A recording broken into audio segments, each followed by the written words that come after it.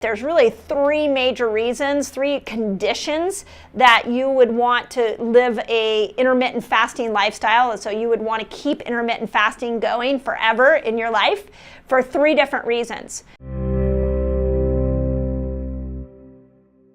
What the article did is it reviewed all the studies, or many of the studies that have been done on intermittent fasting, and it highlighted the most significant findings.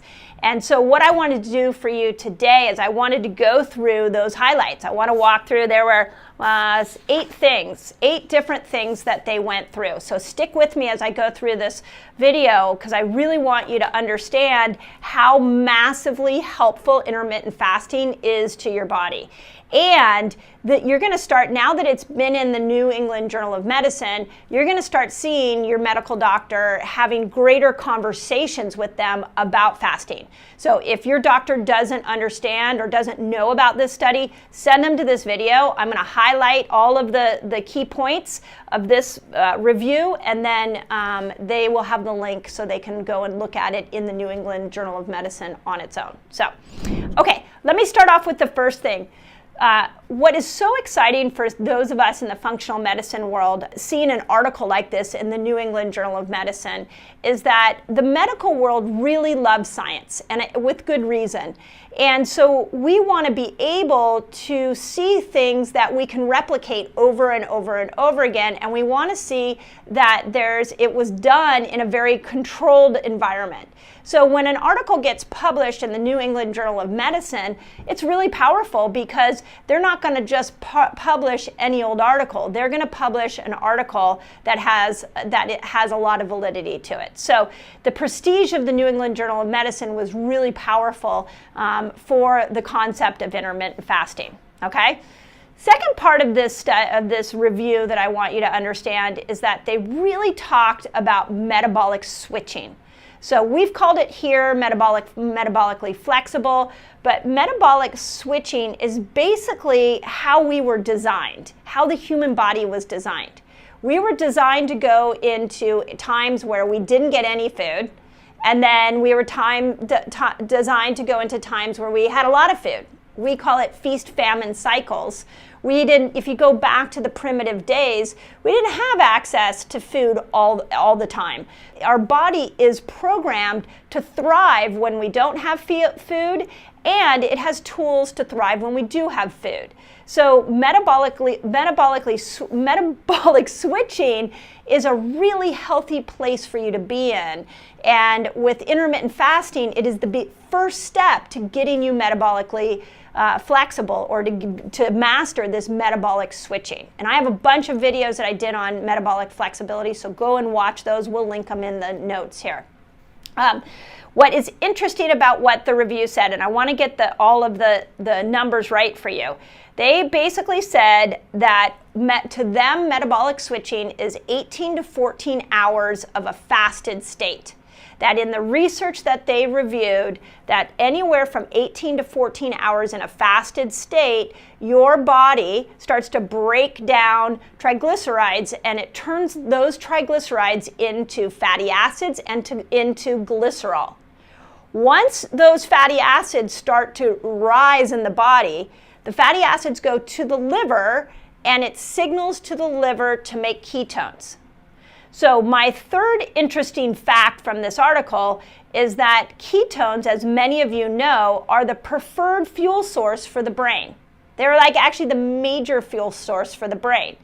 And what we're finding is that once these ketones go into the brain, they start to increase BDNF. And BDNF is like fertilizer for your brain. They can regenerate neurons in the brain that are degenerating from things like dementia and Alzheimer's. We also know that they can start to stimulate synaptic, this is what the article said, synaptic plasticity, where the dendrites at the end of the neurons are much more flexible and can deliver information from neuron to neuron in your brain, which helps with mental clarity. There's some interesting points that I'll make about articles that they reviewed in this article, the New England Journal of Medicine article, that talked about memory and how powerful intermittent fasting is on memory. Well, that's because of ketones. Okay? Fourth thing about this article that was really impactful, and I really don't talk about this enough here on this channel, is that there are 3 different ways to do intermittent fasting. So they looked at the alternate day fasting, which is you eat whatever you want one day, and then the next day you fast all day. They also looked at studies done on what they call 5-2 fasting, which is 5 days of eating whatever you want and 2 days of fasting. So that's a whole style of intermittent fasting. And then the third type of intermittent fasting is time-restricted fasting. That's kind of like what we recommend here. When I say 13 to 15 hours, to me is intermittent fasting. What they looked at in their time-restricted fasting was more of like an 18-hour window of fasting and 6 hours of feasting. So there's 3 different ways that you can go about doing intermittent fasting. The fifth thing that was intriguing about this article is that they talked about what the benefits are when you go into this metabolically switched state. And the interesting part is they asked themselves is, okay, well, when somebody's can go into this metabolic switching and they start to drop weight, is it the weight loss that's affecting all the health benefits, or is it because the body's using a different fuel source for energy? Is it the metabolic switching that is resulting in the amazing health benefits?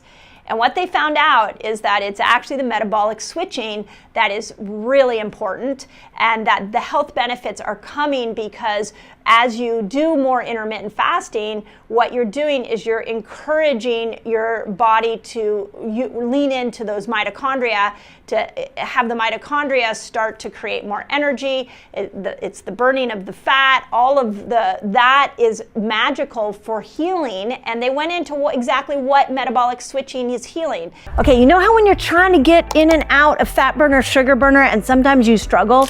It might be that you have a metabolic blocker that's at play here. Want to know what those blockers are? Click on the link below and I'll take you straight to a giveaway, and you can have my list of metabolic blockers. It's repairing DNA, it's repairing proteins, it's raising antioxidants in your body, it's bringing inflammation down, it's repairing mitochondria, and it's stimulating autophagy. All of that from intermittent fasting, okay? The sixth thing that they talked about is that how powerful it is for the human body to be pushed to when you don't bring food in and you stress it, is that your body goes, okay, no food's coming in, we need to decide where we're gonna clean house. So the intelligence of your body makes that decision on what cells need to be repaired, what antioxidants need to be regulated, what neurons need to be repaired in the brain. So you're leaning into this intelligence, but you only get that intelligence by getting into this stress-adapted state. So, and I love that the article pointed that out. Seventh thing that the article talked about is that there's really 3 major reasons, 3 conditions that you would want to live a intermittent fasting lifestyle. And so you would want to keep intermittent fasting going forever in your life for 3 different reasons. One is that there's proving to increase lifespan. So the study that was done on this is 80% that they saw, and this was a rat study, so rats increased their lifespan up to 80% when they maintained a regimen of alternate day fasting is what they did, of intermittent fasting every other day. So you can increase your lifespan. Obesity, they found that absolutely on making people more insulin sensitive, that fasting and intermittent fasting lifestyle absolutely helped with that. Hypertension, it showed that it helped with hypertension and inflammation and some of the things that come from carrying extra weight on your body. And then the last part of this is that they really found that it is helping with memory, especially executive function, which is the prefrontal cortex. This was after 12 months of doing intermittent fasting. They found that it helped with verbal memory, the executive function. It helped with working memory. So again, I'll link the article in there so you can see it. Okay, and the last couple of things I want to tell you is that now that we've reviewed all the science, now that hopefully the medical profession is going to adopt many of these principles and encourage you all to start intermittent fasting, what clinical applications is this really, do we know from research that this is going to help? And they came up with 8 different clinical scenarios that intermittent fasting would help with. The first is obesity and diabetes. The second is cardiovascular disease. The third is cancer. The fourth is neurodegenerative disorders like Alzheimer's and Parkinson's. The fifth, which was interesting, is asthma.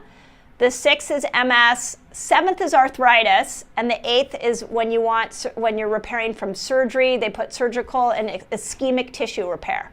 So 8 different ways that science is showing us intermittent fasting rocks. Okay? The ninth thing I want to point out, and which was really cool, is they gave you an example of how to intermittent fast. So this is based off of research that they said there's 2 different ways you can go about it. One is you can start with time-restricted feeding, which go back and watch my video on how do you start a fast, how do you begin into fasting. And that's basically what they recommend is a gradual increase where from month 1 over a 4-month period that you go from a 10-hour fasting window or feeding window to a 6-hour feeding window. So over 4 months, you gradually work yourself to a 6-hour feeding window. And then the other type of fast they have is calorie restriction, where you start with 1 day a week, you're doing 1,000 calories a day up until after 4 months, you're now at 500 calories a day for 2 days out of the week. So really cool chart, and we'll link it in the study. So, but that, to me, like the research, the write-up in the New England Journal of Medicine, like we don't have to look at this as woo-woo science anymore. It's not. We're seeing study after study after study how intermittent fasting heals. Okay, are you fasting and you're still not losing weight? Check out this video because you might be missing a key part of your fasting experience that's gonna unlock weight loss. So if you think about it, all the humans that emerged out of that time have the gene that allows us to go without food. And that gene, they believe, is in all of us today.